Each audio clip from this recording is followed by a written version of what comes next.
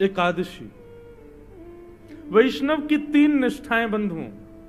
यदि आप वैष्णव हो तो जैसे स्कूल में पढ़ने वाले की यूनिफॉर्म होती है, ऐसे ही वैष्णवों की भी 3 यूनिफॉर्म है। पहली, कहीं भी अंग प्रत्यंग पर तुलसी का स्पर्श होगा, तुलसी की माला गले में, ये पहली वैष्णव निष्ठा। दूसरी वैष्णव निष्ठा होती है नाम निष्ठा। वो बिना नाम संकीर्तन किए एक दिन भी नहीं बिताता, हर दिन ठाकुर जी का नाम जरूर रटता है। और तीसरी वैष्णव की निष्ठा होती है एकादशी निष्ठा, वो हर एकादशी को करता है। बंधुओं, प्रयास कीजिए इस साल ज्यादा नियम लोग पूछ लें क्या बनाए क्या बनाए, मैंने तो बहुत सारे बताए, एक ये भी सुन लो, संपूर्ण एकादशी करो। और एकादशी को बंधुओं केवल इस रूप में मत करो कि मुझे अन्न नहीं खाना है। एकादशी कोई व्रत तो है, पर वो एक निष्ठा का नाम है एकादशी। जैसे करवा चौथ के दिन पत्नी अपने पति के लंबी आयु के लिए व्रत करती है, वो व्रत नहीं है, पत्नी का पति के प्रति निष्ठा प्रेम को दिखाता है। हमारे हिंदू वैदिक सनातन धर्म में कोई कन्या यदि एक करवा चौथ का व्रत विवाह के बाद ना रखे तो लोग बाग फिर कहते हैं अरे यार रखना चाहिए तुमको, वो सौभाग्य होता है, वो सौभाग्यवती मान करके व्रत करती है। किसी भी, मुझे नहीं लगता कि हिंदू वैदिक बहन को विवाह के बाद करवा चौथ का व्रत रखने में भार पड़ता हो, बल्कि वो तो आनंद आता है उसको, वो और प्रसन्नता से करती है। वैसे ही वैष्णव को एकादशी करनी चाहिए। जैसे साल में एक बार करवा चौथ के लिए वो प्रसन्न होती है, सजती है, तैयार होती है और इतनी उसकी निष्ठा होती है कि आज करवा चौथ है, मुझे अपने पति की लंबी आयु के लिए व्रत करना है। ठीक वैसा ही उत्साह एकादशी के लिए होना चाहिए एक वैष्णव को। आज में अच्छा, नियम भी वही है। व्रत करने से क्या होता है बंधुओं बताओ? आप अन्न नहीं खाते, पूरे दिन अन्न नहीं खाते, फलाहार खाते, उसका प्रभाव क्या होता है? जिस दिन आप अन्न सेवन नहीं करते हो उस दिन आपकी एक दिन की आयु बढ़ जाती है। व्यक्ति की आयु 2 चीजों से कम होती है, एक तो अन्न सेवन करने से, एक बहुत बोलने से। 2 क्रियाओं से मानव की आयु घटती है। जो बहुत खाता है और बहुत बोलता है उसकी आयु कम होती है। आप कहोगे महाराज जी फिर तो आपकी तो अभी कछु साल की रह गई होगी। 7 साल से कथा कर रहे हो, अनवरत 4 घंटा बोलते हो और बैक टू बैक दे दनादन कथा कर रहे हो, तो आपकी तो आयु नेकी रह गई होगी। ये भी एक विडंबना है कि आप यदि भगवत चर्चा कर रहे हो, भगवत नाम बोल रहे हो, तो आप उतनी देर मौन ही माने जाओगे। आप सांसारिक चर्चा कर रहे हो तो काउंट होगा कि आप बोल रहे हो, लेकिन आप भगवत चर्चा कर रहे हो तो वो उस समय आप मौन ही माने जाओगे। इसलिए मौन व्रत जो लोग करते हैं या जिनके वर्षों के मौन के नियम होते हैं, उनको अधिकार होता है कि आप यदि भगवत चर्चा या भगवान नाम बोलने का आवे तो आप मौन नहीं, आप बोल सकते हो, क्योंकि वो मौन ही माना जाता है। अगर इस रूप में देखा जाए तो अभी तक तो मैं बोला ही नहीं होऊंगा फिर, क्योंकि सुबह से आप लोग मिलने आते हो और हर कथा में यही नियम रहता है, और फिर शाम को कथा होती है। रात में इतना बोल लेता हूं दिन भर की रात में बोलने का मन नहीं होता। मैं अपने कक्ष में जाके बाकी सब बोलते हैं, मैं सुनता रहता हूं, तो इस नाते से तो मेरा पूरे दिन मौन में ही निकल जाता है। तो बहुत बोलने वाला और बहुत खाने वाला, इनकी आयु कम होती है। आप एक दिन का व्रत करते हो तो चित्रकेतु अपनी डायरी में तुरंत नोट डाउन कर लेता है कि आज इसने व्रत रखा है, इसने अन्न नहीं खाया है। तो आपकी आयु जो दिन थे, इतने दिन आपको मिले थे, उसमें एक दिन चित्रकेतु बढ़ा देता है। ये होता है व्रत से। और वही करवा चौथ के दिन माताएं व्रत करती हैं, शाम को चंद्रमा देखते, पति को देख के जल पी लेती हैं, अन्न खा लेती हैं, पूरे दिन की अपनी आयु अपने पति को दे देती हैं। एक ही दिन की आयु मिलती है पति को, बस एक ही दिन बड़ा होगा बेचारा, कोई उसकी 10-15 साल की आयु नहीं बढ़ती है, एक दिन। ठीक वैसी बंधुओं एकादशी के दिन हम लोग ठाकुर जी को कभी पुष्प अर्पित करते हैं, तुलसी अर्पित करते हैं, प्रसाद अर्पित करते हैं। ये सब तो संसारी वस्तु हैं। हमने ऐसा क्या दिया जो अमूल्य था? तो एकादशी के दिन हमने व्रत किया, हमारी एक दिन की आयु जो हमको बोनस में मिली हमने ठाकुर जी को अर्पित कर दी। ठाकुर जी हमारी सबसे बहुमूल्य वस्तु है, हमारी प्रत्येक क्षण, हमारा प्रत्येक दिन, हम हर दिन जीवित रहते हैं, ये इससे ज्यादा अमूल्य कुछ नहीं है। आज हम एकादशी करके आपको अपना एक दिन जो हमें प्राप्त हुआ वो हम आपके चरणों में निवेदित करते हैं, आप स्वीकार कर। ये है एकादशी। एकादशी के दिन बंधुओं अन्न में पाप का निवास होता है। उस दिन अन्न सेवन करने वाले व्यक्ति को उसने पूर्व में जो पाप किए और उन पापों को किसी प्रायश्चित से यदि खत्म कर दिया, आपने पूर्व में कोई पाप किया, गंगा स्नान आदि करने से वो पाप नष्ट हो गया और एकादशी के दिन अन्न खा लिया, तो जितने पाप आपके नष्ट हुए वो पुनर्जीवित हो जाएंगे। इसलिए एकादशी के दिन अन्न सेवन को वर्ज्य माना गया। कथा है उसके पीछे भी कि सबका आने का समय है पृथ्वी पर, सब देवताओं का, पुण्यों का। जैसे नक्षत्र बताते हैं ना ब्राह्मण लोग, पुख्य नक्षत्र बहुत श्रेष्ठ होता है, आज इतने बजे से इतने बजे का मुहूर्त बहुत अच्छा है, आप उसी में इतने बजे ही गृह प्रवेश कर लेना। इतने ऐसी हर ऐसे पाप ने पूछा मेरा समय क्या है, मैं कहां आऊं और कब आऊं। तब एकादशी के दिन पाप को अन्न में निवास दिया और पाप को ऐसी किसी जगह स्थान दे दे। ऐसे तो बहुत सारे स्थान दे रखे हैं, मदिरा में रहो, परस्त्री गमन में रहो, आदि आदि इन स्थानों में, मांस भक्षण आदि में रहो। लेकिन पाप बोला भगवान ये तो केवल राक्षस ही सेवन करते हैं। मैं चाहता हूं कि कभी कभी सुधरे हुए लोगों के पास भी जाऊं। तब ठाकुर जी ने कहा ठीक है, तो फिर सब अन्न के बिना नहीं रह सकते, एकादशी के दिन तुम अन्न में रहना। हम नियम बना देंगे, वैष्णव उस दिन अन्न नहीं खाएंगे, सामान्य लोग तो खाएंगे और फिर उनको पाप लगेगा। तो ये विधान है भैया, नियम है संसार का। नहीं तो नरक के द्वार भी तो बंद हो जाएंगे, वहां पे भी तो कोई आते जाता रहना चाहिए। इसलिए एकादशी के दिन अन्न में पाप का निवास। 5 वर्ष से छोटी आयु के बालक, 90 वर्ष से ऊपर के लोग और किसी गहरी बीमारी से संलिप्त व्यक्ति, इनको एकादशी पर छूट है। बाकी सबको प्रयास करना चाहिए कि वे एकादशी का व्रत करें। अगर आप वैष्णव हो तो, वैष्णव मतलब विष्णु के, ठाकुर जी के किसी भी रूप में उनको अपना मानते हो, तो आपको एकादशी करनी चाहिए।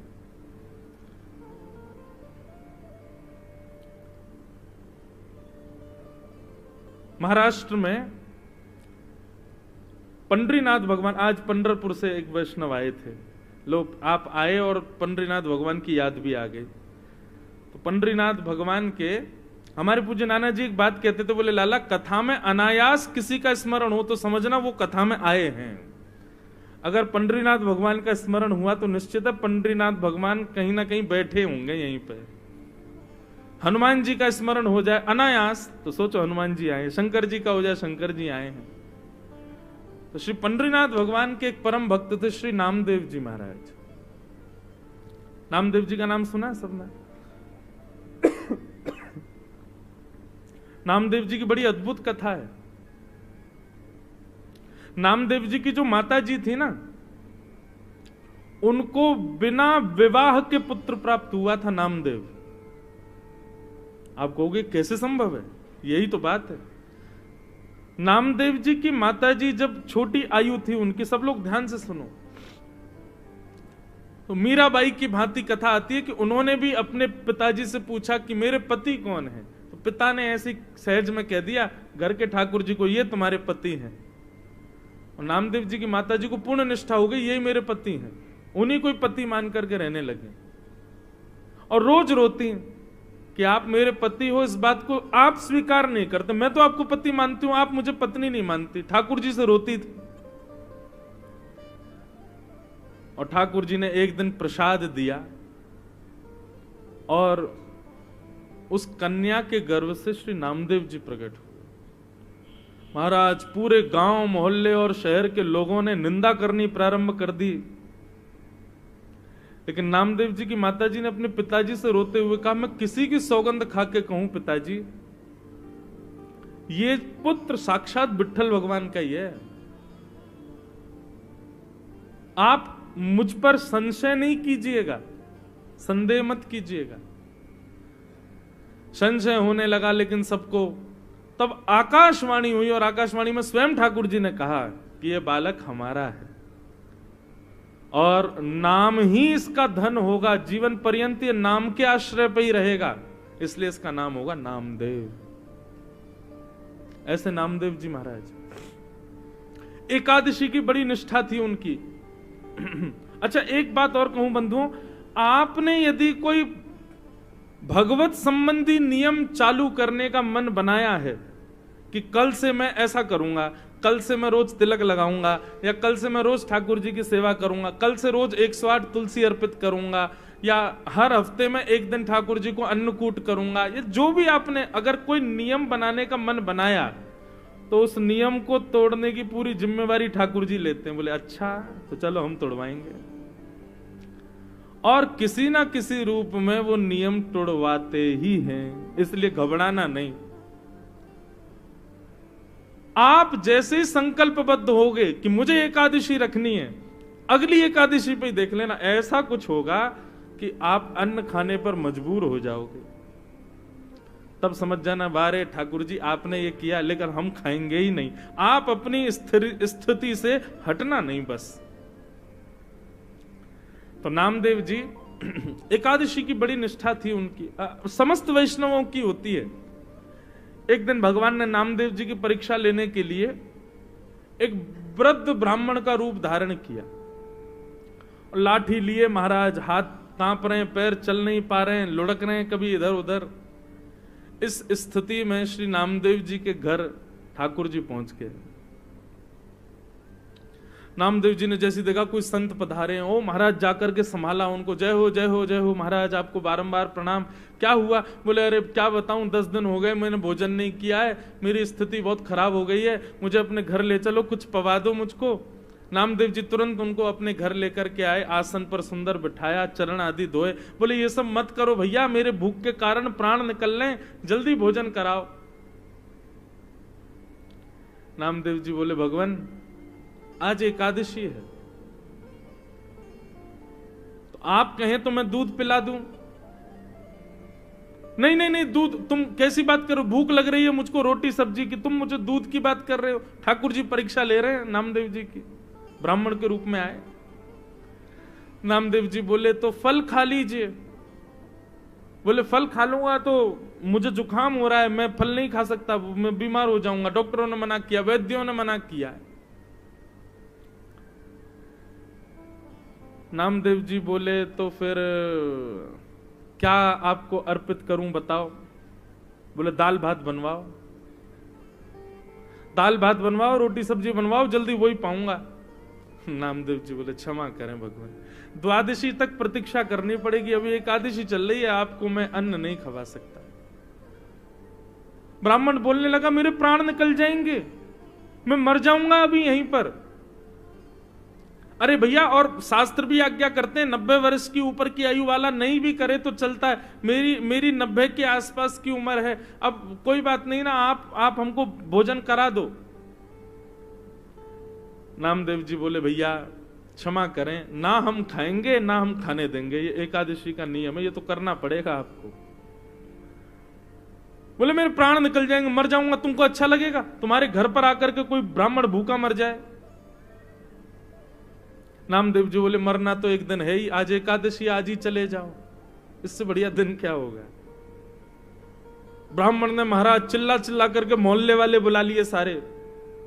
बोले देखो ये नामदेव अपने आप को बहुत बड़ा भक्त कहता है, पूरे पंढरपुर में इसके चर्चे होते हैं, ये भक्त है, देखो ये क्या कर रहा है। सबने कहा भैया क्या हो गया? नामदेव जी बोले आज एकादशी है, ये 10 दिन के भूखे हैं, कह रहे हैं भोजन कराओ, हम कह रहे हैं एकादशी है, द्वादशी तक प्रतीक्षा करो, और पाना है तो फल पालो, दूध पी लो। पड़ोसियों ने भी कहा नामदेव जी आप करो ना एकादशी, उनको क्यों करवा रहे हो जबरदस्ती, उनको बेचारों को दे दो जो भी है। नामदेव जी बोले क्षमा करो, मैं इनको अन्न नहीं दे सकता। अब तो मोहल्ले के लोग भी बुरा भला कहने लगे, बोले नामदेव ऐसी कौन सी भक्ति होती है कि तुम जबरदस्ती दूसरे के ऊपर थोप रहे हो कि करना ही पड़ेगा। सब लोग गए, महाराज जी आप चलो हमारे घर चलो, हम आपको बना के पवा देंगे। नामदेव जी सामने आ गए, बोले जाने भी नहीं दूंगा,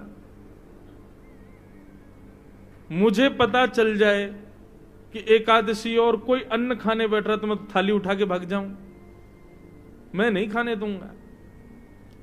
अब तो महाराज ठाकुर जी नाटक करने में तो ठाकुर जी एक नंबर है, हाथ पांव कांपने लगे ठाकुर जी के, और महाराज गिर पड़े, मुंह से झाग निकलने लगा।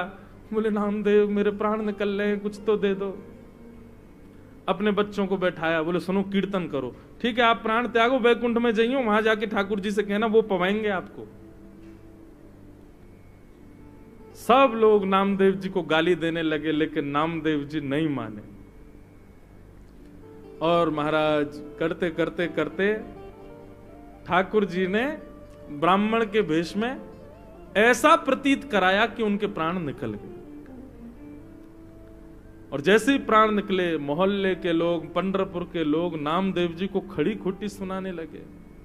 बोले अरे नामदेव ब्रह्म हत्या लग गई तुझे, ऐसी कौन सी एकादशी है, ऐसी कौन सी एकादशी जिस पर तू इतना ज्यादा मचल रहा है, आज तुझे ब्रह्म हत्या लग गई। नामदेव जी के नेत्रों से अश्रु आने लगे, चरणों में प्रणाम किया, तुलसी की माला लाकर के उस ब्राह्मण देवता को पहना दी।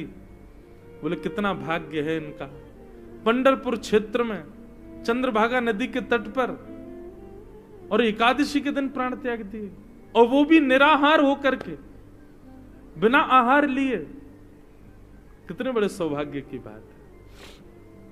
देवी अपनी पत्नी से बोले अब हमको ब्रह्म हत्या लग गई है, ठीक है एकादशी के लिए ही सही, लेकिन हत्या तो हो गई, कारण तो हम ही लोग बने।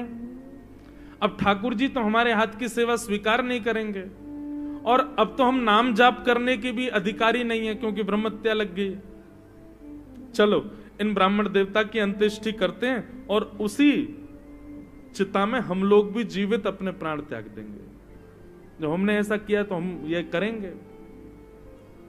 ठाकुर जी की महाराज ब्राह्मण वेश की अर्थी बनाई, अर्थी पर ठाकुर जी को लिटाया।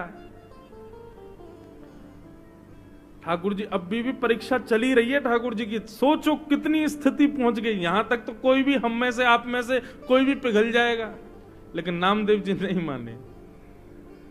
सुंदर चिता लगाई, चिता पर ब्राह्मण देवता को बैठाया, अपने छोटे से पुत्र को बैठा दिया, अपनी पत्नी को बैठा दिया उसी चिता पर, और स्वयं भी बैठ गए, और पंडरीनाथ भगवान का स्मरण करते हुए चंद्रभागा नदी को प्रणाम करके अग्नि का एक सुंदर लकड़ा लेकर के स्वयं चिता में अग्नि लगा करके नामदेव जी हाथ जोड़ करके बैठ गए। जैसे ही अग्नि, अब भी ठाकुर जी सोच रहे थे कि कुछ तो होगा, नामदेव शायद बदल जाए, लेकिन नहीं, नामदेव जी तो पूरे तैयार थे प्राण त्यागने को। जैसे ही चिता की अग्नि नेक ठाकुर जी की कमर पर छुई होगी, सोई महाराज ब्राह्मण देवता तो उठ करके बैठ गए, नामदेव जी को खींच लिया, उनकी पत्नी को खींच लिया, बच्चों को खींच लिया। नामदेव जी महाराज देखने लगे क्या हुआ, तुरंत नामदेव जी को झलक दिख गई कि ब्राह्मण के रूप में साक्षात श्री पंडरीनाथ भगवान ही खड़े हैं।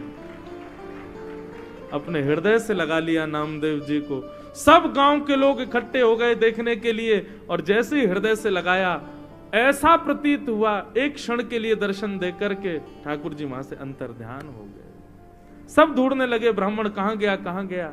नामदेव जी ने बताया, बोले ब्राह्मण नहीं थे, श्री पंडरीनाथ ही आए थे और हमारी एकादशी की परीक्षा लेने आए थे।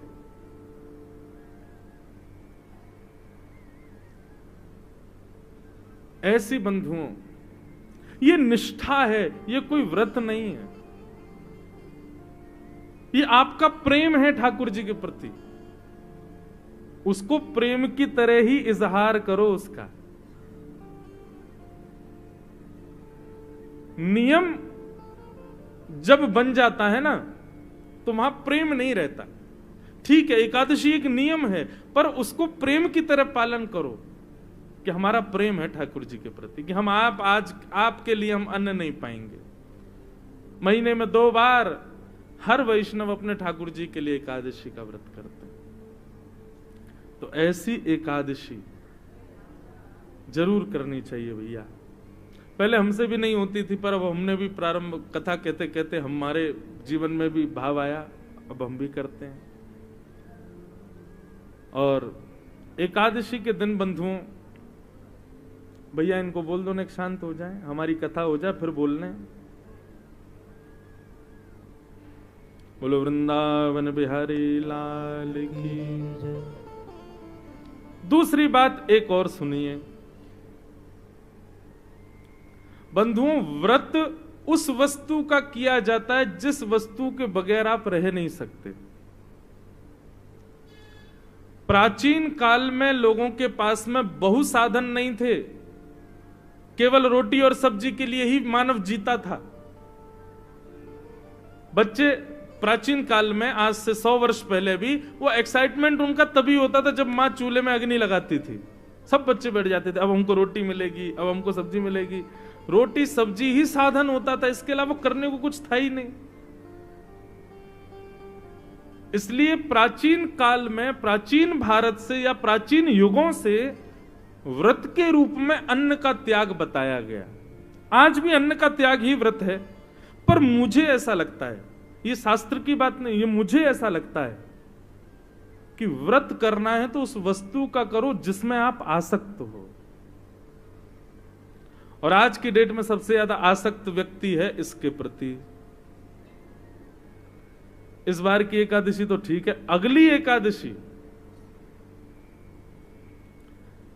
क्योंकि भोजन छोड़ना कोई बड़ी बात नहीं है आज की डेट में। मैं कितने घरों में जाता हूं, बच्चे पतले दुबले, मैंने कि माता जी इनको खिलाती क्यों नहीं, पूरे दिन फोन में लगा रहता है, खाता ही नहीं है, भूख ही नहीं लगती इसको। आजकल भोजन छोड़ना बड़ी बात नहीं है, 2-2 दिन भी लोग भूखे रह लेते हैं। आजकल बड़ी बात है 2 घंटे भी इसके बिना रहना। हम आपसे क्या कह रहे हैं, हम खुद व्यासपीठ पर लेके बैठे हैं लेकिन हम तो इसलिए लेके बैठे हैं, बीच में कभी पद याद आ जाता है, वो पद सेव नहीं हो तो हम तुरंत निकाल करके फिर वो आपको सुनाना होता है, इसलिए हम रखते, बाकी रहता फ्लाइट मोड पे। और हमारा फोन किसी काम का है भी नहीं, जे हमारे पास रहता ही नहीं, औरों के पास ही रहता है। लेकिन फिर भी हूं तो मैं भी आप लोगों में से ही। एकादशी करनी है तो उस वस्तु की करो जिसके प्रति आपकी ज्यादा आसक्ति है। व्रत करना है तो उस वस्तु का करो जिसके प्रति आपका लगाव इतना है कि उसके बगैर आप रह ही नहीं पाते। और आज की डेट में इससे बड़ी एकादशी कोई नहीं। अगली एकादशी जितने बजे एकादशी तिथि प्रारंभ हो और जब तक द्वादशी ना आए, ब्राह्मण देवता से पूछ लेना कितने बजे एकादशी प्रारंभ होगी, इतने बजे हो रही है, और द्वादशी कब लगेगी, इतने बजे, उतनी देर फोन नहीं चलाना, तब आपकी एकादशी मानी जाएगी। मैं तो आजकल के युवाओं को यही बोलता हूं कि आप लोग अन्न वन्न तो कोई भी छोड़ लेगा, इसको छोड़ के दिखाओ। जिन जिन लोगों के अंदर व्यसन है, तंबाकू का व्यसन है, सिगरेट का व्यसन है, या फिर मदिरा का व्यसन है, और एक और बात, क्रोध का व्यसन है, बहुत क्रोध आता, हर दिन गुस्सा आता है, लोभ का व्यसन है, मोह का व्यसन है, ये सारे अवगुण आपको सबको पता है कि हमारे अंदर क्या है। व्रत करना है तो अगली एकादशी पर अपने उन अवगुणों का व्रत करना। रोज क्रोध आता, आज क्रोध नहीं करेंगे, चाहे कोई कितना ही बुरा कर ले हमारे साथ, आज गुस्सा करना ही नहीं है। और बताएं, इंद्रियों का व्रत करो। कभी नेत्रों का व्रत करो। नेत्रों का व्रत कैसे, कि आज नेत्रों से केवल भगवत संबंधी वस्तुओं का दर्शन करेंगे, सांसारिक वस्तुओं को नहीं देखेंगे। कानों का व्रत, आज कानों से केवल भगवत चर्चा, भगवत गुणानुवाद, भगवत संकीर्तन ही सुनेंगे, और कुछ नहीं सुनेंगे। जीव का तो आप लोग करते ही हो। इंद्रियों का व्रत अनेक प्रकार हैं बंधुओं। क्योंकि आजकल क्या होता है कि लोग अन्न छोड़ने की क्रिया करते हैं, लेकिन हृदय से तो दूसरा कोई खा रहा हो तो उससे कहते भाई सुन, तू उधर जा खा ले, हमारा व्रत है, तेरी थाली देख के हमारा मन कर रहा है, तू उधर खा, रोटी हमारे सामने मत खा। ये कोई व्रत है? नहीं। एकादशी निष्ठा है, एकादशी आपके प्रेम का प्रमाण है, उसको उसी प्रकार करो। मुझे बहुत अच्छा लगा सुन के, जब मुझे पता चला कि तांदूर के हमारे शारदा परिवार के और यहाँ के कई भाई लोग प्रभात फेरी करते हैं एकादशी के दिन। सब लोग सवेरे सवेरे 5 बजे, मुझे भी बुलाया था आज, लेकिन हम इतने थके रहते हैं नहीं गया। पर यह अच्छी बात है, आप लोग किसी रूप में ही सही एकादशी का प्रारंभ इतना सुंदर कर रहे हैं, बहुत अच्छी बात है। हम तो कहेंगे ठाकुर जी आपको ऐसी शक्ति दें कि आपका ये नियम कभी ना टूटे, आपका भी ना टूटे, फिर आपके आने वाले वंश के बालक भी इस नियम का पालन करें, और पूरे विश्व में, भारत में एक दिन ऐसा संतों को खबर लगे, तांदूर में एक हमारे बहन भाइयों की ऐसी पूरी एक मंडली है जो हर एकादशी को प्रभात फेरी करती है। आपका ये नियम सदा बना रहे, अच्छी बात है। तो भैया एकादशी निष्ठा इसको जरूर कीजिए। यदि आज तक नहीं करते हैं तो आज तो अब निकल गया, अब आगे से प्रारंभ करो। एकादशी के दिन बहुत ध्यान पूर्वक, निष्ठा पूर्वक ठाकुर जी का व्रत करो। अब हमारे वृंदावन की कई रीतियों में एकादशी का व्रत नहीं होता, जगन्नाथ जी की परंपरा में एकादशी का व्रत नहीं होता। लोग कहते हैं महाराज जी जगन्नाथपुरी में, अब आप अगर स्कंद पुराण पढ़ेंगे तो वहां पर तो लिखा है कि अगर आप एकादशी के दिन जगन्नाथपुरी में हो तो आप बहुत बड़े भाग्यशाली हो कि आप जगन्नाथपुरी में हो। तो बोले क्या करना चाहिए? बोले उस दिन आकंठ दाल भात पाना चाहिए। स्कंद पुराण में लिखा है कि अगर एकादशी के दिन आप जगन्नाथपुरी में हो तो जितनी आपकी क्षमता है उससे ज्यादा आपको दाल भात पाना है। लेकिन हाँ, शर्त यह है अन्न नहीं, ठाकुर जी से जगन्नाथ जी का प्रसाद ही पा सकते हो एकादशी के दिन। वहां के नियम अलग हैं, वहां के कानून, कहीं कहीं पर ये नियम, वहां पाप का निवास नहीं हो सकता। क्यों? उसके पीछे कारण, अन्न में पाप का निवास होता है। लेकिन जगन्नाथपुरी की रसोई में जो रसोइया है ना, उन सबको लक्ष्मी रूप माना जाता है। वहां पर जितने भी यंत्र हैं जिनसे भोजन बनाया जाता है, उन सबकी भी पूजा लक्ष्मी भाव से होती है कि भैया ये जगन्नाथ जी की निज रसोई है, यहाँ लक्ष्मी ही भोजन बनाती है। लक्ष्मी जिस अन्न का स्पर्श कर दे उसमें पाप नहीं रह सकता, इसलिए वहां महाप्रसाद पाने पर दोष नहीं लगता। एकादशी उल्टी टंगी हुई है जगन्नाथ भगवान के पीछे। हमारे वृंदावन के कई नियमों में, जैसे राधा वल्लभियों में, श्री हरिवंशियों में, वहां पर भी एकादशी नहीं होती। उनके भाव अलग हैं, वहां भाव प्राधान्य भाव आ जाता है। पर हम आप सब लोग वैष्णव, हमको प्रयास करना चाहिए, ठाकुर जी के लिए व्रत करो। व्यक्ति बड़ी से बड़ी वस्तु छोड़ देता, ठाकुर जी के लिए एक दिन अन्न मत खाओ और निष्ठा पूर्वक, प्रेम पूर्वक उसका निर्वहन करो। युगल गीत के पश्चात बंधुओं, अब कंस ने मंत्रियों की सब मंडली बुलाई और कहा कि ये कृष्ण मर ही नहीं रहा, इतने सारे राक्षस मैंने भेज दिए, सबको मार देता है। तभी वहां नारद जी का आगमन हुआ और नारद जी ने आकर के कंस से कहा, बोले कंस तुम्हारा शत्रु दिन ब दिन बड़ा होता जा रहा है, तुम बस हाथ पे हाथ धरे बैठे रहो। कंस बोला, हाथ पे हाथ धर के बैठा हूं मैं? रोज किसी ना किसी को भेजता हूं, सबको मार देता है, पता नहीं ऐसा कैसा बलवान है।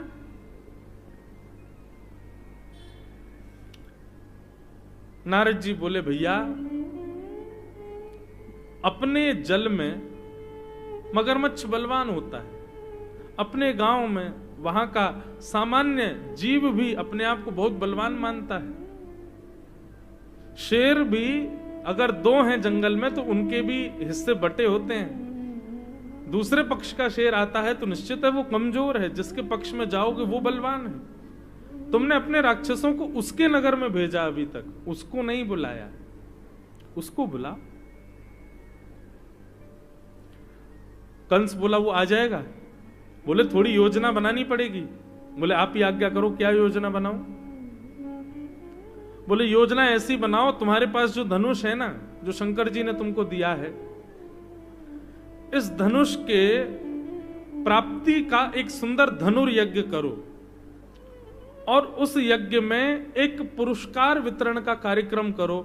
किसको पुरस्कार देना है? बोले ब्रजमंडल में जिसने भी ब्रज की बहुत सेवा की, हम उसको पुरस्कार देंगे। 2-4 नाम तो ऐसे आसपास के गांव के लोगों के रख देना, उसमें 2 नाम कृष्ण बलराम के रख देना।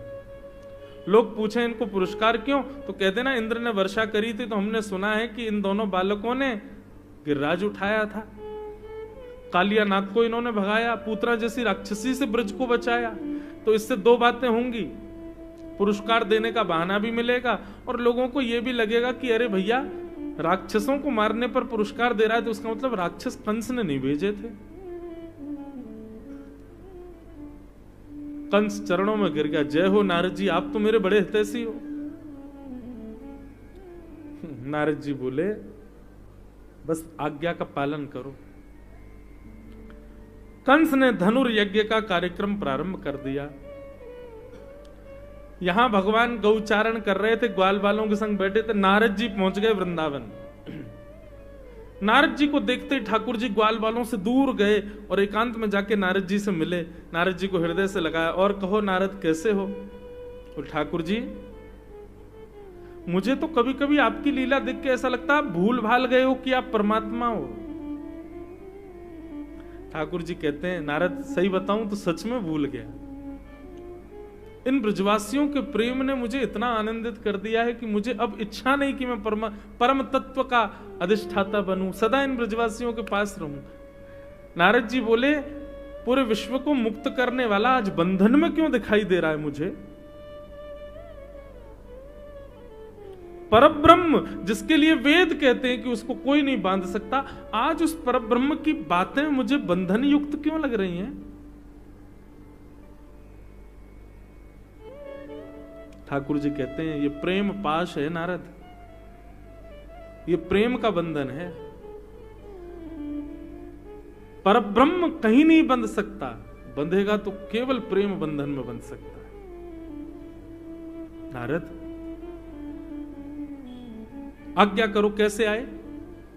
बोले भगवान मैं आपको याद दिलाने आया था आपकी आगे की लीला क्या है। आपको तो यहां मक्खन खाने से, गोपियों के संग रास विहार करने से, ग्वाल बालों के संग डोलवे से, इससे फुर्सत नहीं मिल रही।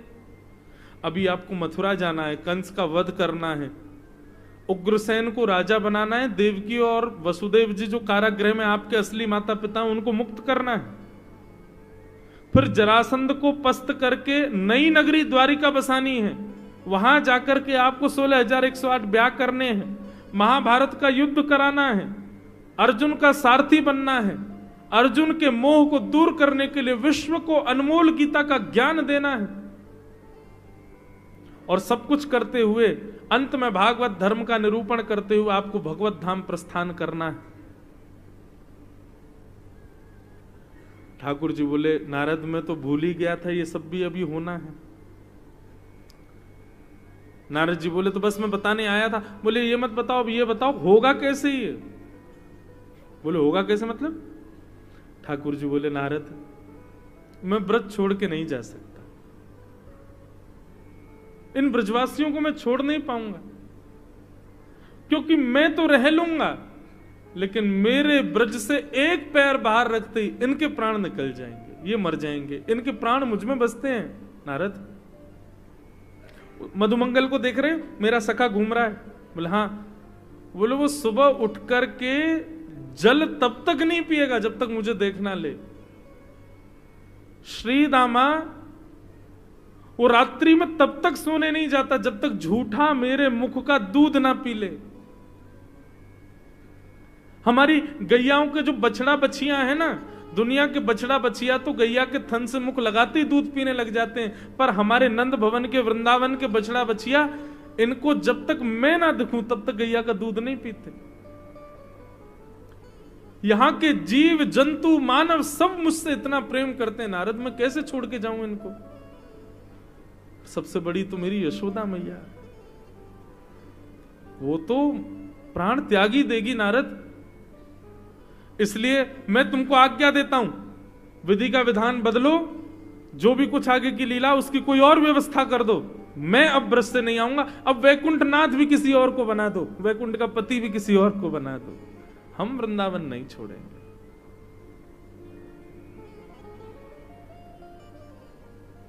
नारद जी महाराज बोले, पहले ब्रह्मा को संशय हुआ था कि आप भगवान नहीं हो, फिर नारद को संशय हुआ था, इंद्र को संशय हुआ था कि आप भगवान नहीं हो, और अब मुझे भी संशय हो रहा है कि आप परमात्मा नहीं हो। ठाकुर जी, ये आपकी भाषा बोली इतनी आसक्तजन्य कैसे हो गई? नारद जी बंधु हृदय से जानते हैं कि ये भक्ति प्रेम में ठाकुर जी बंध गए, लेकिन लीला कराने के लिए कठोर बन करके बोल रहे हैं। बोले, भगवान आपको मेरी सौगंध है, परसों कंस के द्वारा भेजा गया दूत आएगा और आप चुपचाप उसके साथ मथुरा आइए, कंस का वध कीजिए, उग्रसेन को राजा बनाइए, सांदीपनि गुरुकुल पढ़ने जाइए, आदि आदि लीला करके द्वारिका बसाइए, महाभारत युद्ध आदि और गीता का ज्ञान आदि दे करके इतना समय आपके पास बचा है, जल्दी आइए वैकुंठ में। आप भगवान हैं, अपने तत्व को मत भूलिए। यह है बंधुओं प्रेम, जहां परमात्मा को समझाना पड़ रहा है कि तुम परमात्मा हो। यह प्रेम। केवल ब्रजवासी अपनी सुध नहीं भूले, ठाकुर जी भी सुध भूल गए। ठाकुर जी बोले, नारद वहां क्या पाठ पढ़ा के आए हो तुम कंस को? वहां तो तुम हमारी मारने की सारी व्यवस्था करके आए हो। बोले, वो तो मैं ऐसे करके आया हूं, लेकिन अब आपको जाना है, जाकर के सब लीला करनी। नारद जी चले गए और परसों का वो दिन आया, कंस के द्वारा भेजे गए अक्रूर वृंदावन आए। वृंदावन आकर के नंद भवन में आकर के अक्रूर जी ने बताया, मैं महाराज कंस के यहां से आया हूं। कंस महाराज ने धनुर्यज्ञ किया, उसमें पुरस्कार वितरण का एक कार्यक्रम किया है, और पुरस्कारों को वितरण में कुछ लोगों के नामों में कृष्ण बलराम का भी नाम है। सुनकर के नंद बाबा बड़े खुश हुए। बोले, अच्छी बात है भैया, कंस की बुद्धि थोड़ी बदल गई है, लेकिन हमें कहा करना हो भैया, कहा करना हो तुम बताओ। बोले, आपके दोनों कृष्ण पुत्र बलराम को लेकर के मथुरा चलना पड़ेगा, और वहां 3 दिन तक यज्ञ उत्सव चलेगा, उसमें रह करके पुरस्कार लेकर के आप वापस आ जाइएगा। यशोदा मैया ने स्पष्ट मना कर दी, कहीं ना जाएगो मेरो लाला, पुरस्कार भेजना हो तो यहीं घर भिजवाए दे, हमारो लाला कहीं ना जाएगो। इतने में ठाकुर जी सुन रहे थे, ठाकुर जी आगे। बोले, मैया दुनिया के बालक घूमे जामे, सब कहीं ना कहीं जामे, लेकिन मुझे तो ऐसा लगे तुमको घर में ही बुढ़ो कर लेगी, कहीं ना जान देगी। मैया मैं भी तो बालक हूं, मेरा तो मन करे कहीं जावे को। ठाकुर जी भी हृदय पर पत्थर रख करके बोल रहे, दुनिया के बालक डोले, दुनिया के बालक घूमे जामे, मैया मेरो मन करे घूमे जावे को, लेकिन रहने दे मैया, तू ना मुंह को भेजेगी कहीं। ठाकुर जी उदास हो गए, तो यशोदा मैया के चित्त में एक बार को आ गया, सबके बालक जाते हैं तो मेरे पुत्र का भी तो मन होता होगा। अच्छा ठीक है लाला, तू नाराज मत हो, ठीक है अक्रूर जी, कल नंद बाबा के सहित आप लाला को ले जाइयो, पर बहुत ध्यान रखियो, और नंद बाबा से बोलिए आप भी ध्यान रखियो, जल्दी ले आइयो। बोलते बोलते यशोदा मैया रोने लगी। ठाकुर जी कह रहे, मैया मैं परसों आ जाऊंगा, तू चिंता मत करे। यशोदा मैया कह रही, लाला तू आज 11 वर्ष को है गए हो, और 11 वर्ष में जा दिनाते तू तेरो जन्म भयो वादनाते आज तक एक दिन भी तो को देखे बिना मैं ना रही। मुझको बस यूं लग रही है मैं 2 दिन कैसे व्यतीत करूंगी। ठाकुर जी का हृदय भी विचलित हो रहा है। बंधुओं में इस प्रसंग का ज्यादा विस्तार करूंगा नहीं, क्योंकि मेरे से होता नहीं है, बोला जाता नहीं है, पर फिर भी थोड़ा बहुत कुछ कहूंगा। यशोदा मैया रात भर लाला के पास सोई हैं। पूरे ब्रजमंडल में हवा की तरह बात फैल गई कि कल कृष्ण मथुरा जा रहे हैं 3 दिन के लिए। किसी को भी नींद नहीं आई आज। सब अपने आप को समझाते हैं 3 दिन की तो बात है, 3 दिन में आ जाएगा लाला, ने संतोष कर ले। अरे मन तू इतना विचलित मत हो, इतना परेशान मत हो, हमारा लाला 3 दिन में आ जाएगा। लेकिन बंधुओं, ब्रज के ब्रजवासी कहते हैं, अक्रूर जी कह रहे हैं 3 दिन में ठाकुर जी आ जाएंगे। ब्रजवासी कह रहे हैं अक्रूर जी आपको 3 दिन कम लग रहे हैं, पर यदि आप किसी व्यक्ति से कहो कि भैया 3 सेकंड के लिए, 3 क्षण के लिए अपने प्राण निकाल दो, फिर दोबारा जीवित हो जाना। प्राण 3 क्षण के लिए निकले तो पुनर्जीवित हो पाएंगे? नहीं। आप हमारे प्राण को ले जा रहे हो अक्रूर जी।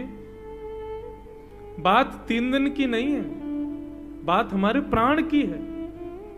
और विश्वास मानिएगा अक्रूर जी, आपका रथ कृष्ण को लेकर के जैसे ही गोकुल से बाहर वृंदावन से बाहर जाएगा, सीमा पार करते ही ना जाने कितने ब्रजवासी अपने प्राण त्याग देंगे। अक्रूर जी महाराज स्तब्ध हो गए। ये मैं क्या देख रहा हूं? 3 दिन के लिए एक बालक को ले जाने में ये हालत हो रही है इन लोगों की। बंधुओं, इसको आसक्ति नहीं कहते। ये आसक्ति नहीं है। आप ये मत सोच लेना कि इतने आसक्त हैं कि प्राण ही निकल रहे हैं। आसक्त जीव का कभी प्राण नहीं निकलता, प्रेमी के प्राण निकलते हैं। और एक और बात कहूं, प्रेमी के भी प्राण नहीं निकलते। प्रेमी तो सदा अपने प्रियतम को चित्त में रखता है, उसको प्रत्यक्ष की आवश्यकता नहीं। पर ब्रजवासियों की स्थिति ऐसी हो गई, 3 दिन के लिए आप हमारे प्राण ले जा रहे हो, शायद तुम लौट करके 3 दिन बाद आओ तो हो सकता है कि ब्रज में कई लोग तुमको मरे हुए दिखें। इतना प्रेम करते हैं कृष्ण से।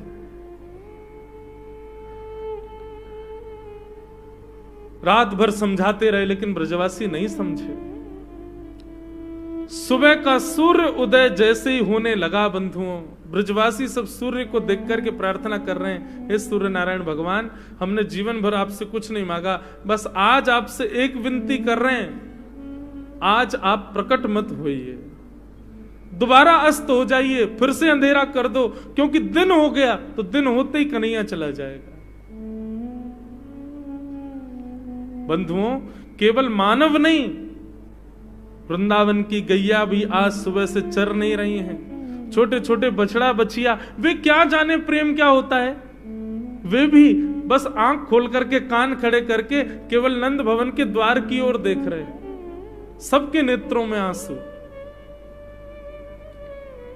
आज सुबह के सूर्य उदय के बाद किसी भी वृक्ष पर किसी पक्षी ने चहका नहीं है, सब व्याकुल हो रहे हैं। कहीं ना कहीं सबको ऐसी संवेदना लग रही है भीतर कि या तो कृष्ण लौट करके नहीं आएगा, और या फिर कृष्ण आया तो शायद हम जीवित ना रह पाए।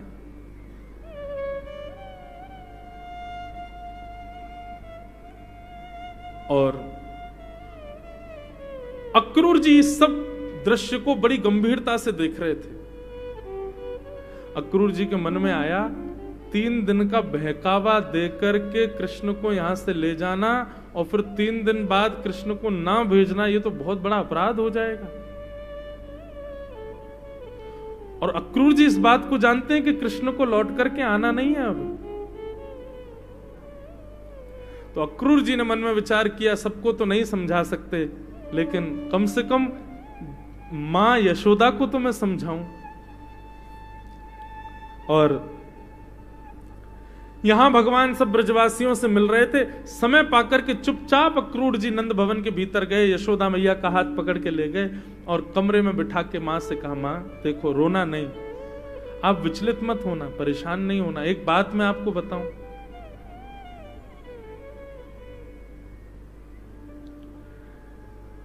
ये जो कृष्ण है ना, ये आपको लाला ना है, देवकी को लाला है। आप लोगों ने सुनी होगी एक बात कि एक बार आकाश में आकाशवाणी भई और देवतान ने कंस को बताई कि भैया तेरी बहन को अष्टम गर्भ तेरो काल होगो। तब से कंस ने अपनी बहन और अपने जमाई को कारखाने तहखाने में बंद कर रखा है। सुंदर उन दोनों को कारागृह में बंद कर रखा है। 6 बालकों को कंस ने मार दिया। 7वां बालक गर्भ में नष्ट हो गया। 8वें बालक के रूप में ये कृष्ण ही पधारा। कंस से इसको बचाने के लिए वसुदेव जी अर्धरात्रि में मौका पाकर के आपके पास इनको सुला गए और आपकी पुत्री ले जाकर के कंस को दे दी थी। मैया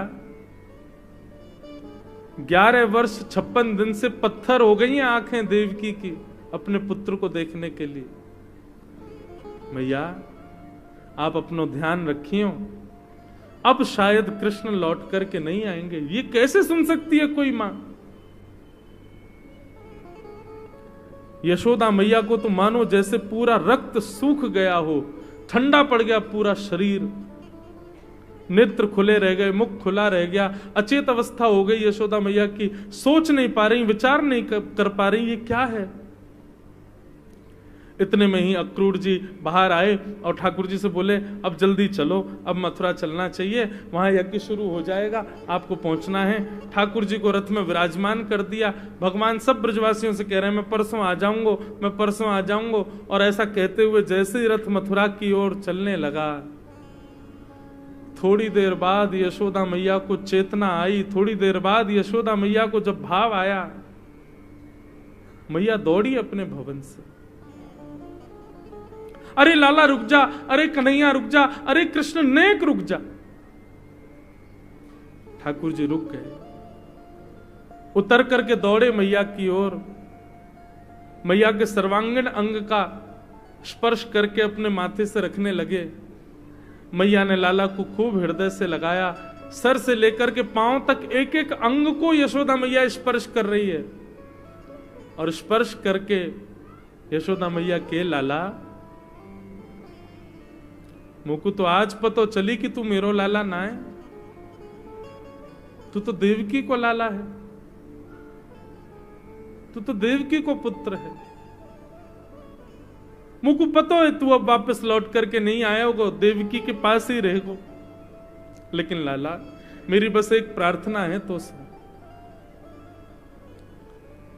एक तो देवकी से मेरी कभी शिकायत मत करियो कि यशोदा मैया ने मुंह को उखल से बांधो, यशोदा मैया ने मुंह को छड़ी दिखाई, यशोदा मैया ने मेरे कान पकड़े। लाला जो कछु भी भयो सब भूल जाइयो, देवकी को मत बताइयो, नहीं तो कहेगी बता यशोदा कैसी मैया मेरे लाला को मारे।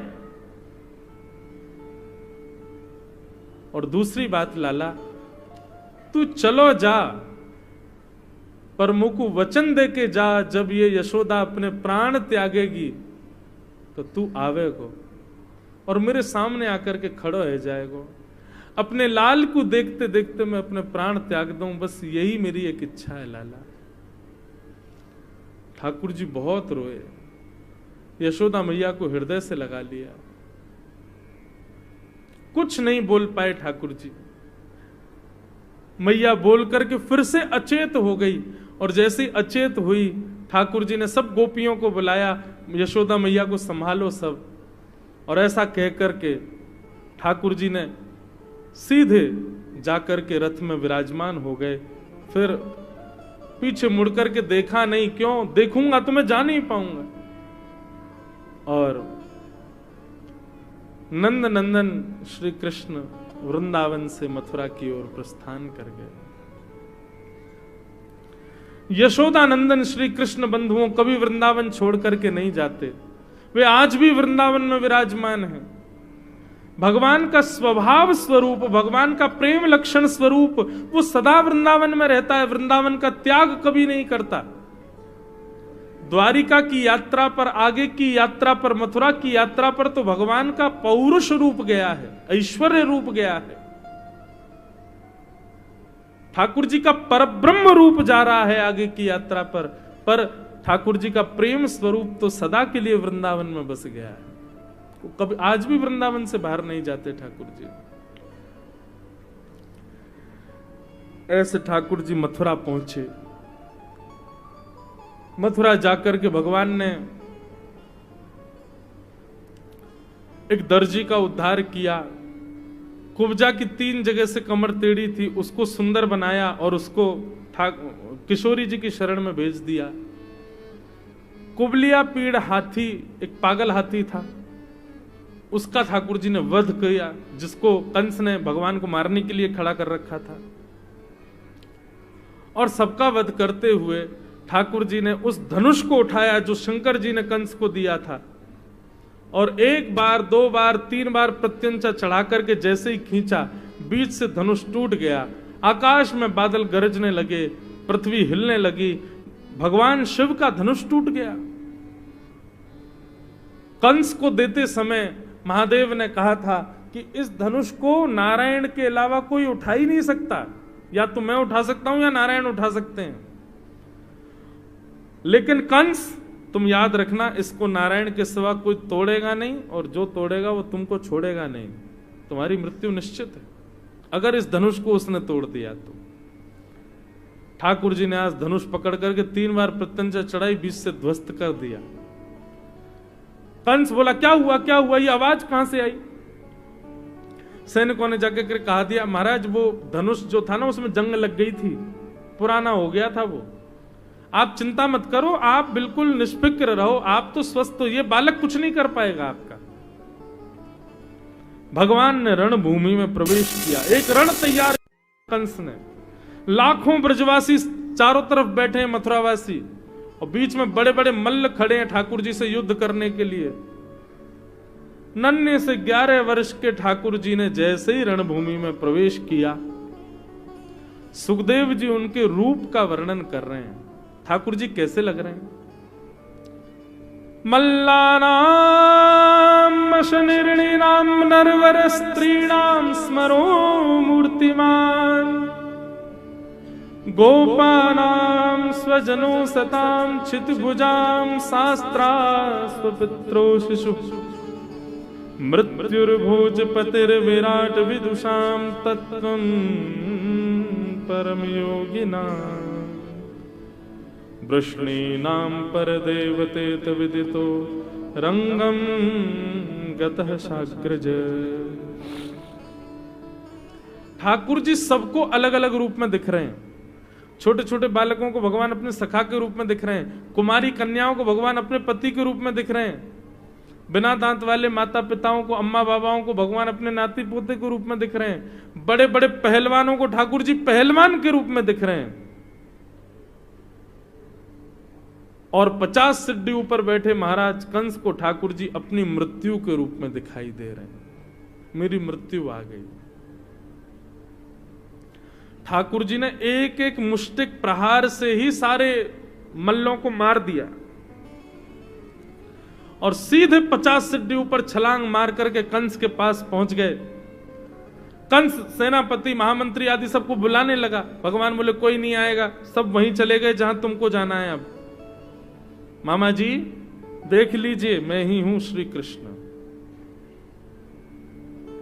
ऐसी मृत्यु संसार में किसी की नहीं हुई जैसी आपकी होने वाली है। इतनी समीपता से मैंने किसी को नहीं मारा। ध्यान पूर्वक देख लीजिए मेरे एक एक अंग को।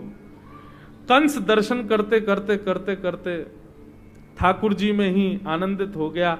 भगवान ने उसके केश पकड़े, एक भुजा से दोनों चरणों को इस प्रकार आकाश की ओर उठा लिया, मानो ऐसा लग रहा है कि वन के सिंह ने हाथी को उठा लिया। 11 वर्ष के ठाकुर जी ने विशाल प्रचंड कंस को अपनी दोनों भुजाओं में उठा करके 50 सिड्डी ऊपर से वेग से नीचे फेंका, और पृथ्वी पर गिरते ही कंस के प्राण निकल गए। ठाकुर जी ने एक छलांग मारी, उसकी छाती पर आकर के बैठे। कंस का गोविंदाय नमो नमः। बोलो कंस मर्दन भगवान की। कई लोग तो ऐसी ताली बजा रहे थे, क्यों? जोर से बजाई तो कहीं कंस सुन लेगा, और भाई कहीं कंस को पता चल गई मेरे मरने पर ताली बजा रहे हो तो कंस हमको छोड़ेगा नहीं फिर।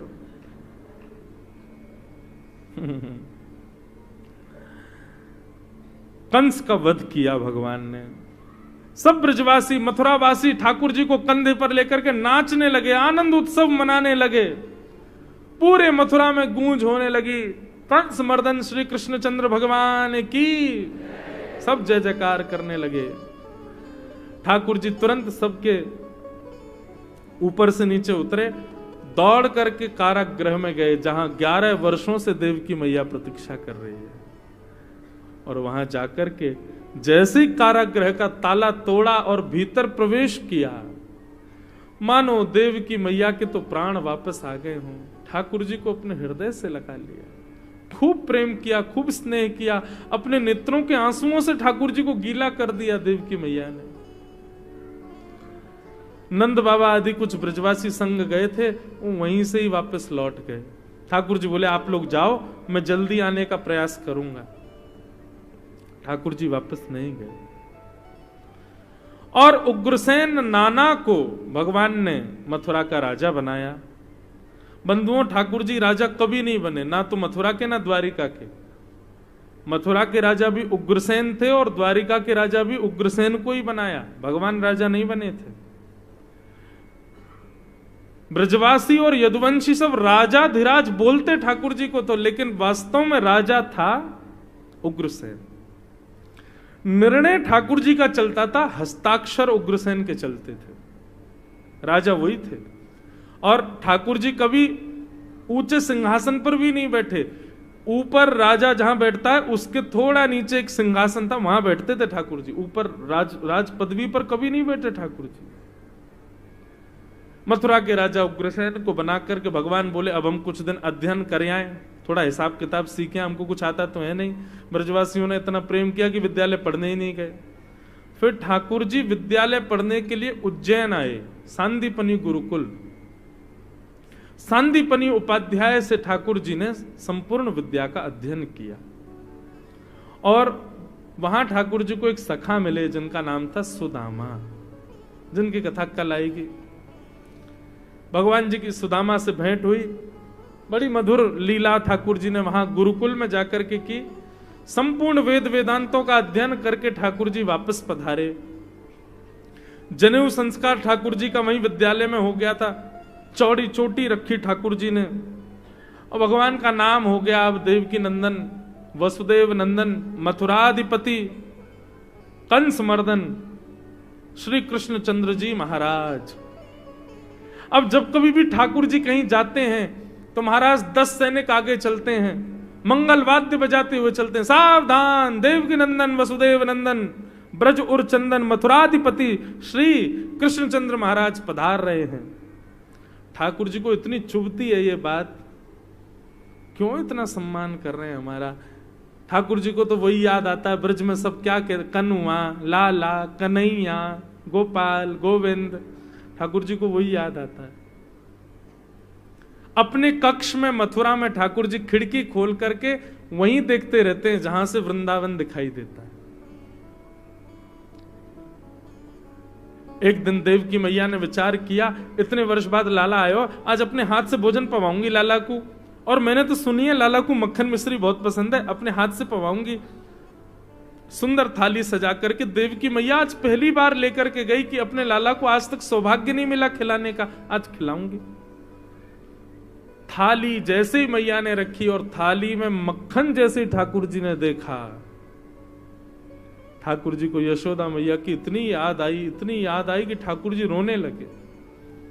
दौड़ करके गए बलराम जी के पास और बलराम जी से गले लग के रोने लगे, दाऊ दादा मुझको ब्रज की बहुत याद आ रही है, मुझको वृंदावन की बहुत याद आ रही है।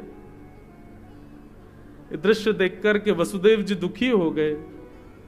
उन्होंने भगवान के सखा उद्धव को भेजा, तुम जाके समझाओ ठाकुर जी को, इतने वर्ष बाद आए हैं। देव की बेचारी जैसे तैसे प्रसन्न होती है, पर ठाकुर जी के इस भाव को देख करके दुखी हो जाती है। उद्धव जी महाराज भगवान के पास गए, ठाकुर जी से जाके बोले क्या बात है, आप रो क्यों रहे हो। तब भगवान कहते हैं ऊधव मोहे ब्रज बिसरत ना है। ये बहुत लंबा क्रम है कथा का, मैं सूक्ष्म में कह के चल रहा हूं। मुझे ब्रज की बहुत याद आती है उद्धव।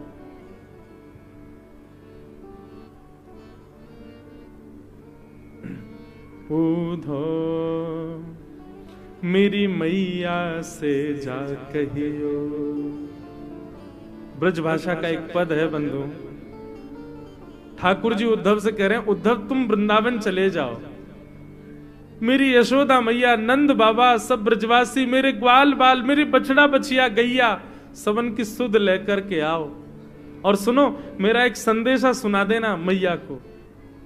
हमारे ब्रजवासी गाते हैं, ठाकुर जी कह रहे हैं, उद्धव मेरी मैया से जा कहियो, उद्धव मेरी मैया को सुनियो, तेरो लाला दुख पावे, मेरी मैया से जा कहियो, मेरी मैया सो सुने। उद्धव मैया से जाके कहियो, कोई न मुख धोवे ताते जल, अचला पहुंच नवावे मैया, कोई न मुख धोवे ताते जल, असुरा पहुंच सिहावे। उद्धव यशोदा मैया को जाके बता दियो कि लाला कह रहा है कि यहाँ पे ताता बोलते हैं बंधुओं गरम, हमारी ब्रज भाषा में ताता बोलते हैं गरम से। उद्धव मैया से जाके बोलती हूँ यहाँ पे मेरो मोह कोई ताते जलते ना पहुंचे।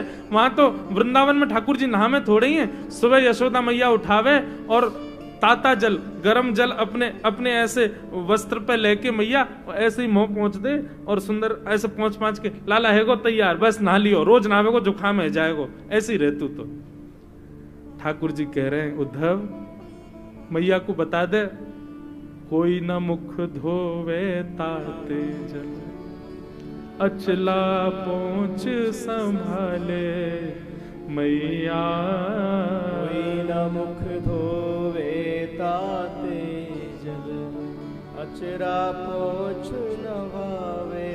और माखन रोटी नाम न जाने, माखन रोटी नाम न जाने, और कनुआ कहे मोए कोई न बुलावे, मेरी मैया से जा कहियो, उद्धव मैया से जा कहियो, तेरो कान्हा दुख पावे, मेरी मैया से जा कहियो, मैया को सुनो। उद्धव को ठाकुर जी भेज रहे हैं ब्रज। उद्धव तुम ऐसे मत जाओ, ये लो अपना मोर पंख निकाल करके उद्धव के मुकुट में लगा दिया और अपनी काली कमली जो ठाकुर जी कमल पे बांधते उसको निकाल के उद्धव को पहना दिया। उद्धव बोला, ये क्या कर रहे हो आप? बोले, इसके बिना जाओगे तो ब्रजवासी तुम्हारी सुनेंगे नहीं।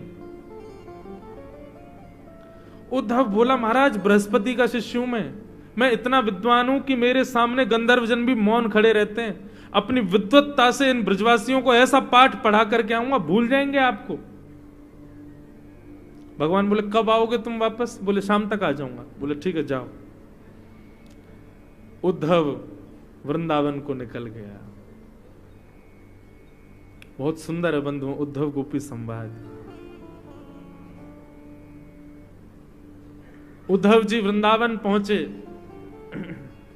अब बस इतना ही सुन लो कि वृंदावन की स्थिति सुनकर के, वृंदावन की स्थिति देख करके उद्धव 6 महीने वृंदावन में ही रह गए